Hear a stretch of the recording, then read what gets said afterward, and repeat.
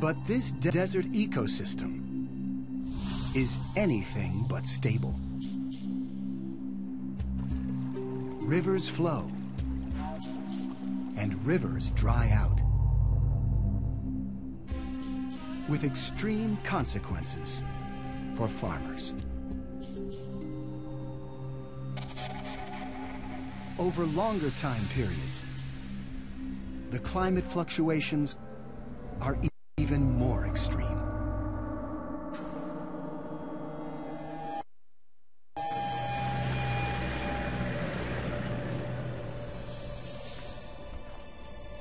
It's this region's unique ecosystem that attracted the attention of geomorphologist Bernhard Eitel. Toll, wie die Kakteen da genau in der Rinne stehen, ja?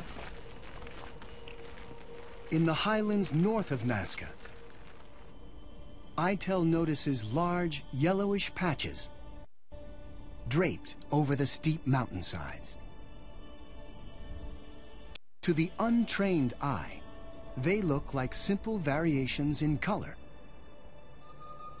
For Eitel, they're a revelation. And this is loess, L-O-E-S-S, an Aeolian deposit which was fixed by vegetation. Loess is wind-blown silt that only forms in the presence of grass and other plants. So what's it doing here? Eitel digs a little deeper, and he unearths a small surprise.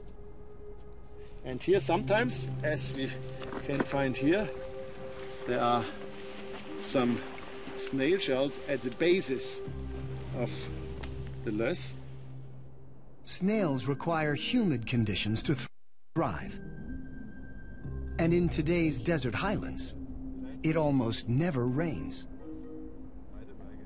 Together, the two lines of evidence point to a remarkable conclusion. So it's a quite good indicator for a moist period, for a humid period here in the desert. And if we look here, you must imagine that the whole landscape was green, covered by a grassland with some shrubs. About 10,000 years ago, the desert highlands were wetter and greener than they are today.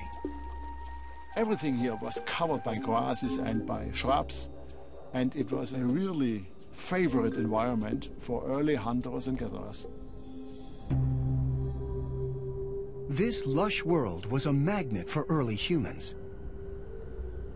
But it was also a mirage. By the time the Nazca civilization emerged around 100 BC, the grasslands had changed back to desert.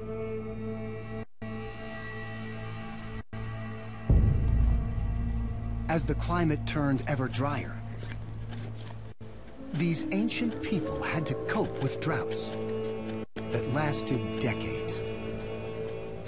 Even in good years, the water is variable, and they're relying upon the rainfall in the highlands to feed their crops. And if there's a drought, there's no water coming down. Lack of water affected everything. Their crops, their pottery, and their health.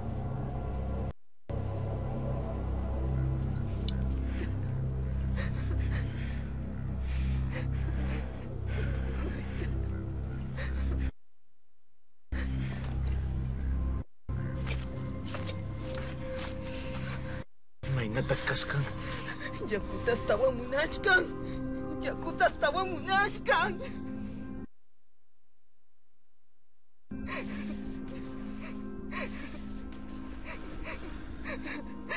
Ayam hari curiki. Ayam hari curiki.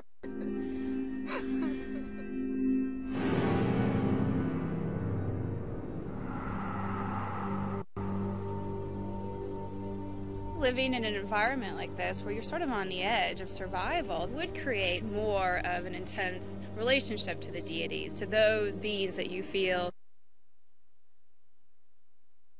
can help you to survive. For the Nazca, this extreme climate inspired new innovations and terrifying sacrifices that may reveal the truth behind one of mankind's greatest mysteries.